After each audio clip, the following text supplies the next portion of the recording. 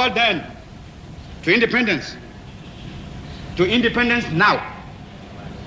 Tomorrow, the United States of Africa.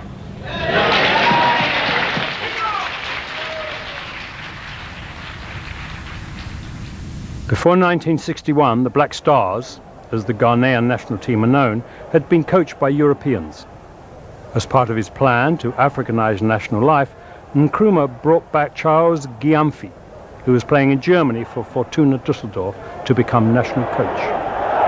He and the players all had direct access to the head of state. Being a star within the Black Star, I can always go to him without even making an appointment. I go to him. If I'm in need of anything, I go to him and tell him. The Black Stars became the ambassadors of Ghana, spreading Nkrumah's gospel of Pan-Africanism.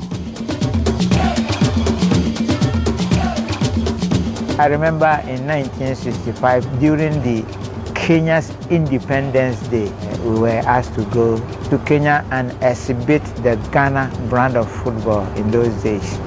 On Sunday, when we met them, we beat them 13 goals to nil. A Kenyan national team. And Jomo Kenyatta was there.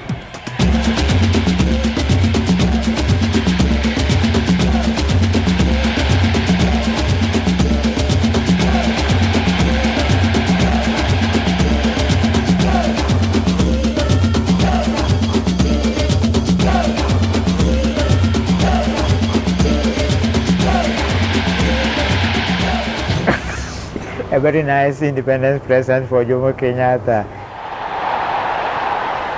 At this time, the progress of the Black Stars reflected Ghana's economic and political dominance of the continent. When Ghana hosted the African Cup of Nations in 1963, the Black Stars were a shining example to the rest of Africa. Gyamfi, the only black African coach in the competition, Agri Finn, the first of 4 Black Star captains to lift the Nations Cup.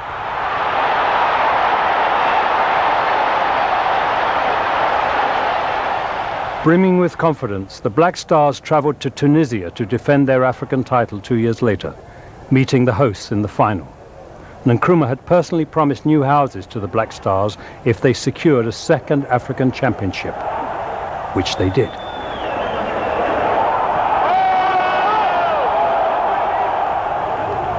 In 1965, I was the footballer of the year. I was given a television, and a special song by the police was played for me. All the ministers of state were standing up, and I was the only person who was sitting there. But I wept tears of joy. But by this time, Nkrumah's popularity was declining. Nkrumah confronted a lot of problems pursuing that agenda. He was seen as a man who had a bloated image of himself, who had a personal agenda to lead Africa and not necessarily to bring the people of Africa together. In 1966, whilst on a trip to China, Nkrumah was overthrown by a military coup. Ghanaian football would never be the same again. Recently, we were asked to come for